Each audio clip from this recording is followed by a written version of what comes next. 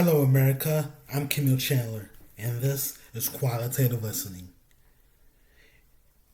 I'm going to do an episode for you newbies just getting into macroeconomics. Now, if you follow politics, you probably notice people have certain set opinions when it comes to taxes, for example, but interest rates are different.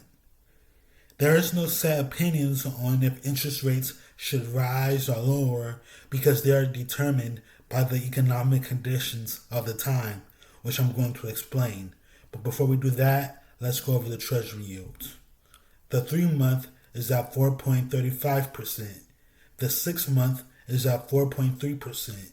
The 2-year is at 3.9%. The 5-year is at 3.95%. The popular 10-year is at 4.39%, and the 30-year is at 4.92%. So the U.S. Treasury yield curve exhibited a modest upward slope with long-term yields slightly higher than short-term rates.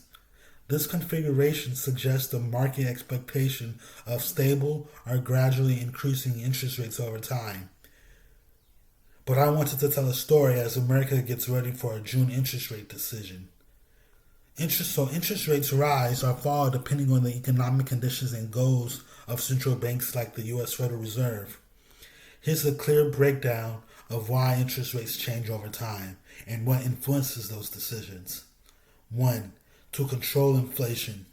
When inflation is high, central banks raise interest rates to slow down spending and borrowing. Higher rates make loans more expensive, reducing demand and helping cool prices.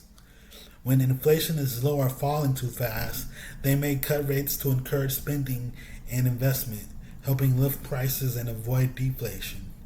Number 2, to manage economic growth. During economic booms, higher rates can prevent overheating or asset bubbles.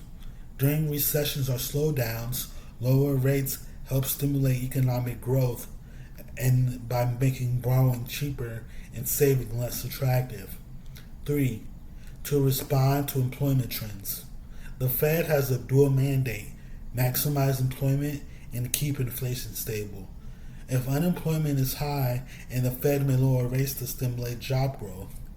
If jobs are abundant and wages are rising too fast, it may raise rates. Number 4. To address financial market conditions. In times of financial stress, like COVID or the 2008 crisis, rates are often slashed to prevent a credit crunch.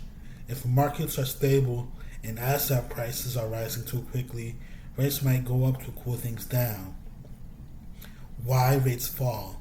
Examples of when and why. 2008 through 2009, the global financial crisis. The Fed slashed rates near zero to fight recession.